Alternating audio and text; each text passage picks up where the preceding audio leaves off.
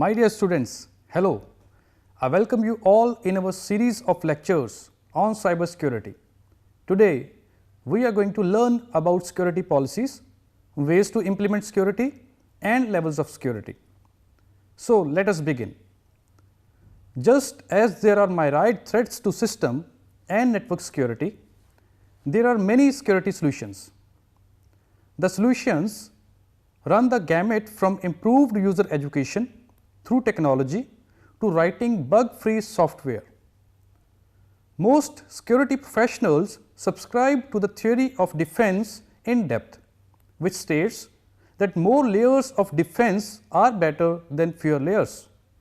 Of course, this theory applies to any kind of security. Consider the security of a house without a door lock, with a door lock and with a lock and an alarm. So, let us look at the major methods, tools and techniques that can be used to improve resistance to threats, but before that we need to understand what is security policy. The first step towards improving the security of any aspect of computing is to have a security policy. Policies vary widely, but generally include a statement of what is being secured. For example, a policy might state that all outside accessible applications must have a code review before being deployed, or that users should not share their passwords, or that all connection points between a company and the outside must have port scans run every 6 months. Without a policy in place, it is impossible for users and administrators to know what is permissible, what is required and what is not allowed. The policy is a roadmap to security, and if a site is trying to move from less secure to more secure, it needs a map to know how to get there. Once the security policy is in place, the people it affects should know it well. It should be their guide. The policy should also be a living document that is reviewed and updated periodically to ensure that it is still pertinent and still followed. But the main question that arises is how vulnerability will be assessed. How can we determine whether a security policy has been correctly implemented? The best way is to execute a vulnerability assessment. Such assessments can cover broad ground, from social engineering through risk assessment to port scans. For example, risk assessment endeavors to value the assets of the entity in question. That can be a program, a management team, a system or a facility, and determine the odds that a security incident will affect the entity and decrease its value.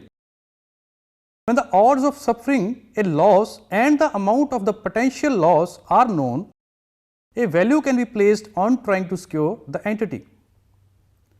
The core activity of most vulnerability assessments is a penetration test, in which the entity is scanned for non-vulnerabilities. Vulnerability scans typically are done at times when computer use is relatively low to minimize their impact. When appropriate, they are done on test systems rather than production systems, because they can induce unhappy behavior from the target systems or network devices.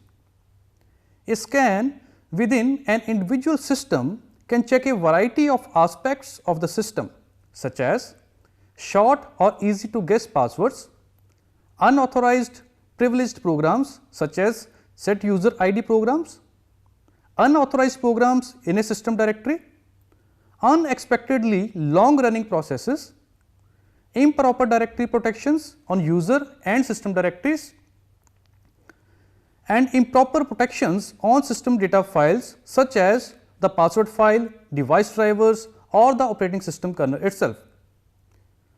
Dangerous entries in the program, search paths, for example, the Trojan horse, changes to system programs detected with a checksum values, or unexpected or hidden network daemons.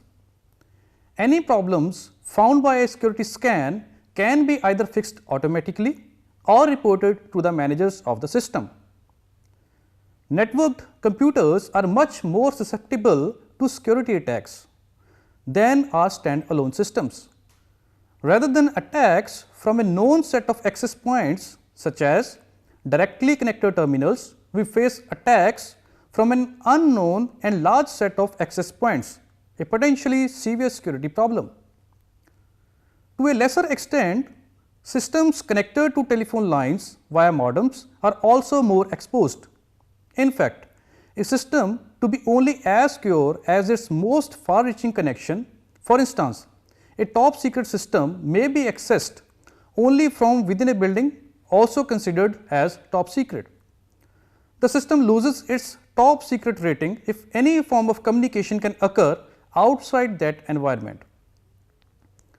Some government facilities take extreme security precautions.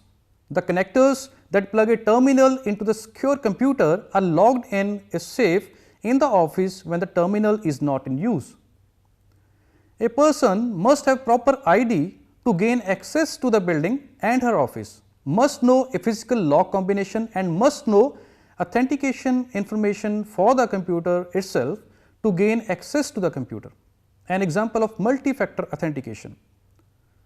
Unfortunately, for system administrators and computer security professionals, it is frequently impossible to lock a machine in a room and disallow all remote access.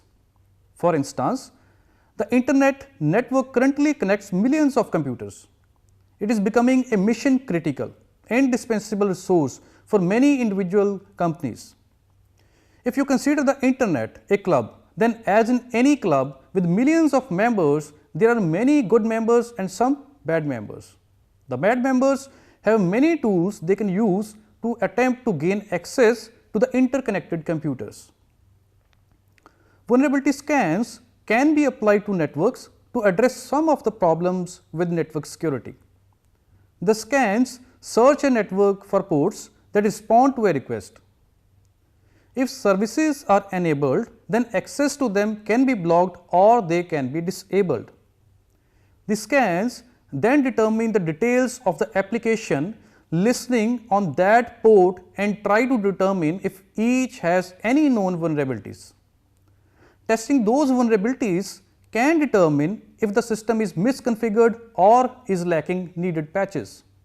Finally, though, consider the use of port scanners in the hands of a cracker rather than someone trying to improve security. These tools could help crackers find vulnerabilities to attack. Fortunately, it is possible to detect port scans through anomaly detection. It is a general challenge to security that the same tools can be used for good and for harm. In fact, some people advocate security through obscurity, stating that tools should not be written to test security, so that security holes will be harder to find and exploit. Others believe that this approach to security is not a valid one, pointing out, for example, that crackers could write their own tools. It seems reasonable that security through obscurity be considered one of the layers of security only, so long as it is not the only layer. For example, a company could publish its entire network configuration information, but keeping that information secret makes it harder for the intruders to know what to attack or to determine what might be detected. Even here, though, a company assuming that such information will remain a secret has a false sense of security. Other means of providing security is to detect intrusions. Securing systems and facilities is intimately linked to intrusion detection. Intrusion detection, as its name suggests, strives to detect attempted or successful intrusions into computer systems and to initiate appropriate responses to the intrusions. Intrusion detection encompasses a wide array of techniques that vary on a number of axes. These axes include: first, the time that detection occurs.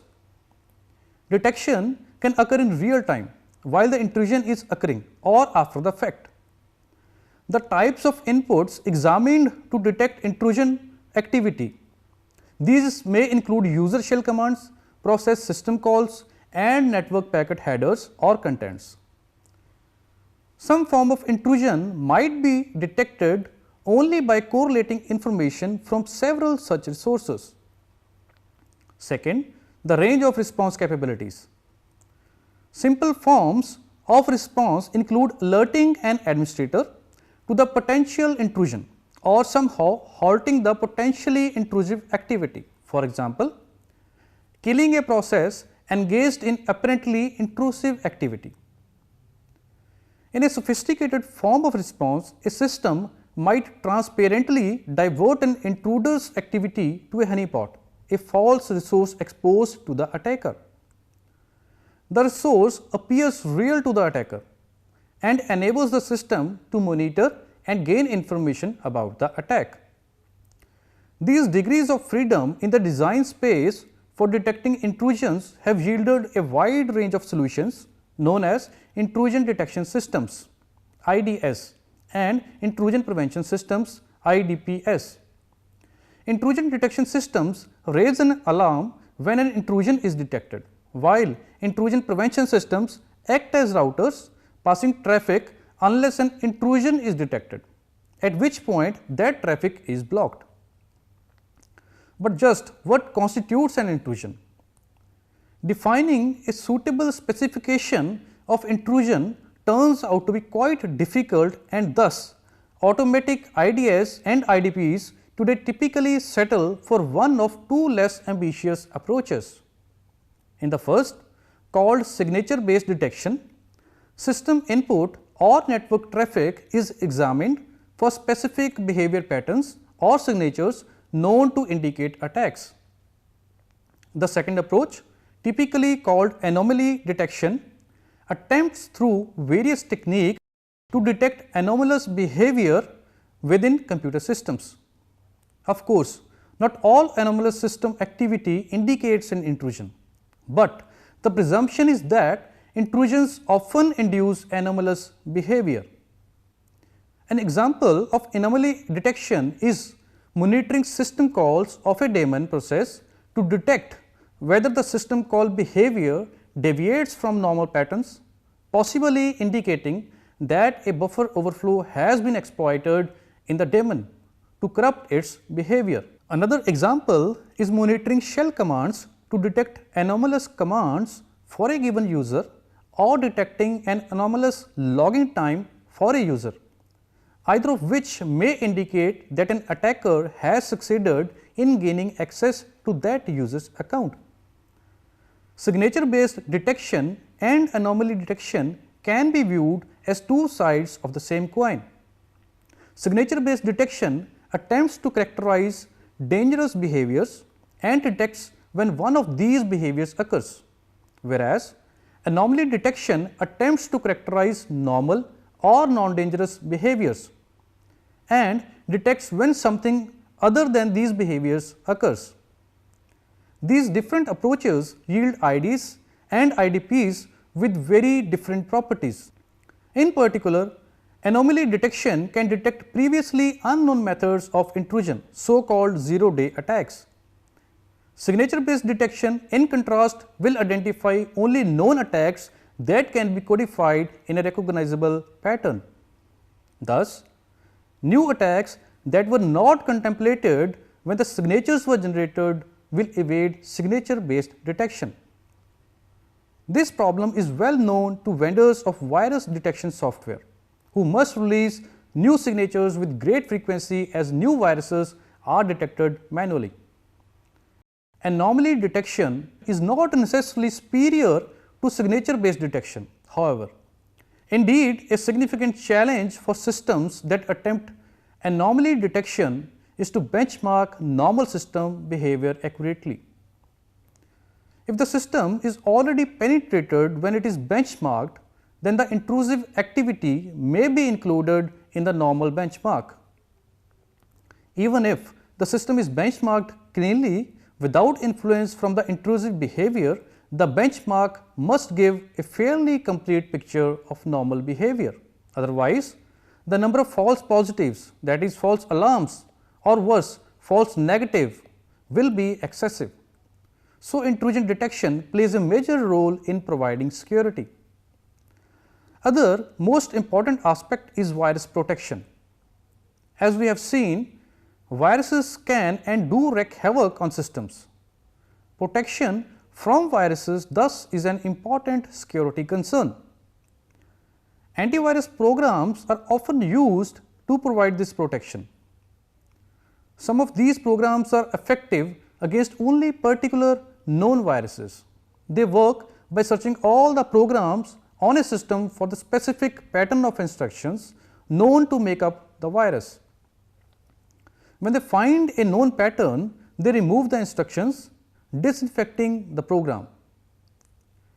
Antivirus programs may have catalogs of thousands of viruses for which they search. Both viruses and antivirus software continue to become more sophisticated. Some viruses modify themselves as they infect other software to avoid the basic pattern match approach of antivirus programs. Antivirus programs in turn now look for families of patterns rather than a single pattern to identify a virus. In fact, some antivirus programs implement a variety of detection algorithms. They can decompress compressed viruses before checking for a signature. Some also look for process anomalies. A process opening an executable file for writing is suspicious, for example, unless it is a compiler. Another popular technique is to run a program in a sandbox, which is a controlled or emulated section of the system. The antivirus software analyzes the behavior of the code in the sandbox before letting it run unmonitored. Some antivirus programs also put up a complete shield rather than just scanning files within a file system. They search boot sectors, memory, inbound and outbound email, files as they are downloaded, files on removable devices or media, and so on. The best protection against computer viruses is prevention or the practice of safe computing. Purchasing unopened software from vendors and avoiding free or pirated copies from public sources or disk exchange offer the safest route to preventing infection. However, even new copies of legitimate software applications are not immune to virus infection. There have been cases where disgruntled employees of a software company have infected the master copies of software programs to do economic harm to the company selling the software. For macroviruses, one defense is to exchange Word documents in an alternative file format called rich text format. Unlike the native Word format, rich text format does not include the capability to attach macros. Another defense is to avoid opening and email attachments from unknown users. Unfortunately, history has shown that email vulnerabilities appear as fast as they are fixed. A more effective defense method is to avoid opening any email attachment that contains executable code. Some companies now enforce this as policy by removing all incoming attachments to email messages. Another safeguard, although it does not prevent infection, does permit early detection. A user must begin by completely reformatting the hard disk, especially the boot sector, which is often targeted for viral attack. Only secure software is uploaded and a signature of each program is taken via secure message digest computation. The resulting file name and associated message digest list must then be kept free from unauthorized access. Periodically or each time a program is run, the operating system recomputes the signature and compares it with the signature on the original list. Any differences serve as a warning of possible infection. This technique can be combined with others. For example, a high overhead antivirus scan such as Sandbox can be used, and if a program passes the test, a signature can be created for it. If the signatures match, the next time the program is run, it does not need to be virus scanned again. Another way of providing security is auditing, accounting and logging. Editing, accounting and logging can decrease system performance, but they are useful in several areas including security. Logging can be general or specific. All system call executions can be logged for analysis of program behavior or misbehavior. More typically, suspicious events are logged. Authentication failures and authorization failures can tell us quite a lot about break-in attempts. Accounting is another potential tool in a security administrator's kit.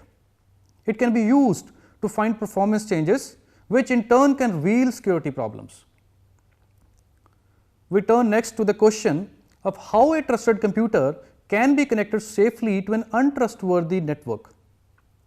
One solution is the use of a firewall to separate trusted and untrusted systems.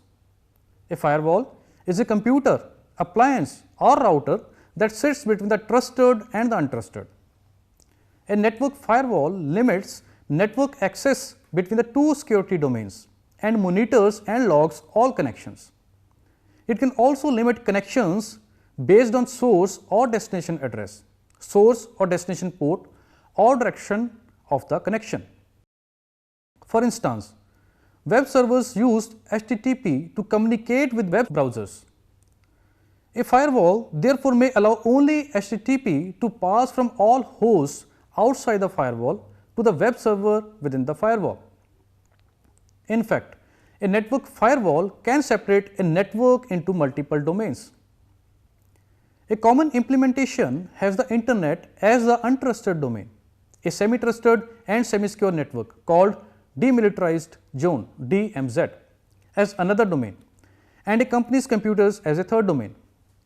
Connections are allowed from the internet to the DMZ computers and from the company computers to the internet, but are not allowed from the internet or DMZ computers to the company computers. Optionally, controlled communications may be allowed between the DMZ and one company computer or more. For instance, a web server on the DMZ may need to query a database server on the corporate network. With a firewall, however, access is contained, and any DMZ systems that are broken into still are unable to access the company computers. Of course, a firewall itself must be secure and attack proof, otherwise its ability to secure connections can be compromised. Furthermore, firewalls do not prevent attacks that tunnel or travel within protocols or connections that the firewall allows. A buffer overflow attack to a web server will not be stopped by the firewall, for example, because the HTTP connection is allowed. It is the contents of the HTTP connection that house the attack. Likewise, denial of service attacks can affect firewalls as much as any other machines. Another vulnerability of firewalls is spoofing, in which an unauthorized host pretends to be an authorized host by meeting some authorization criterion. For example, if a firewall rule allows a connection from a host and identifies that host by its IP address, then another host could send packets using that same address and be allowed through the firewall. In addition to the most common network firewalls, there are other newer kinds of firewalls, each with its pros and cons.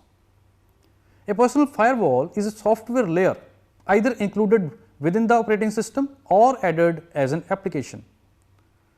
Rather than limiting communication between security domains, it limits communication to and possibly from a given host. A user could add a personal firewall to her PC, so that a Trojan horse would be denied access to the network to which the PC is connected. An application proxy firewall understands the protocols that applications speak across the network. For example, SMTP is used for mail transfer. An application proxy accepts a connection just as an SMTP server would, and then initiates a connection to the original destination SMTP server. It can monitor the traffic as it forwards the message, watching for and disabling illegal commands, attempts to exploit bugs, and so on. Some firewalls are designed for one specific protocol. An XML firewall, for example, has the specific purpose of analyzing XML traffic and blocking disallowed or malformed XML.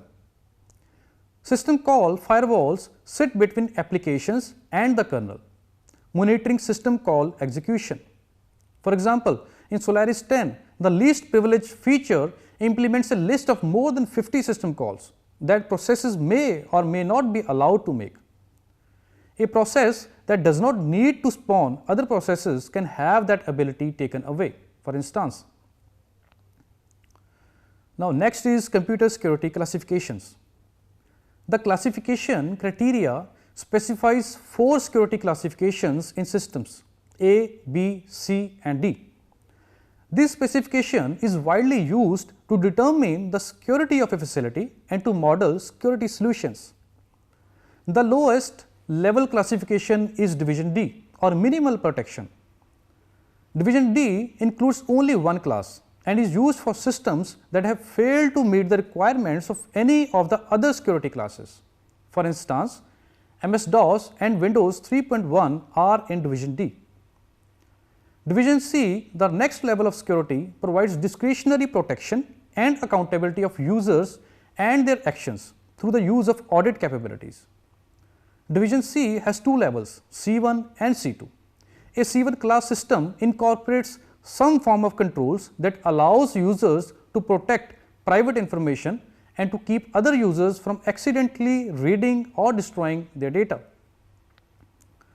A C1 environment is one in which cooperating users access data at the same levels of sensitivity. Most versions of Unix are C1 class. A C2 class system adds an individual level access control to the requirements of a C1 system.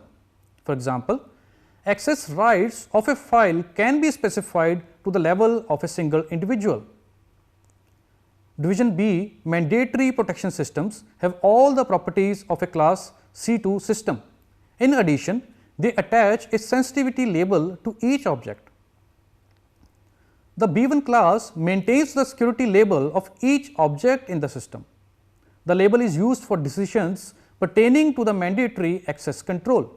For example, a user at the confidential level could not access a file at the more sensitive secret level. A B2 class system extends the sensitivity labels to each system resource such as storage objects. The highest level classification is division A. Architecturally, a class A1 system is functionally equivalent to a B3 system, but it uses formal design specifications and verification techniques, granting a high degree of assurance. So, with this, classification and today's lecture is over. Concluding today's lecture, we have learned about security policies, the way to implement them and levels of security. I hope you have understood today's lecture. In the next lecture, we will learn about trust models. Till then, goodbye. Have a nice day.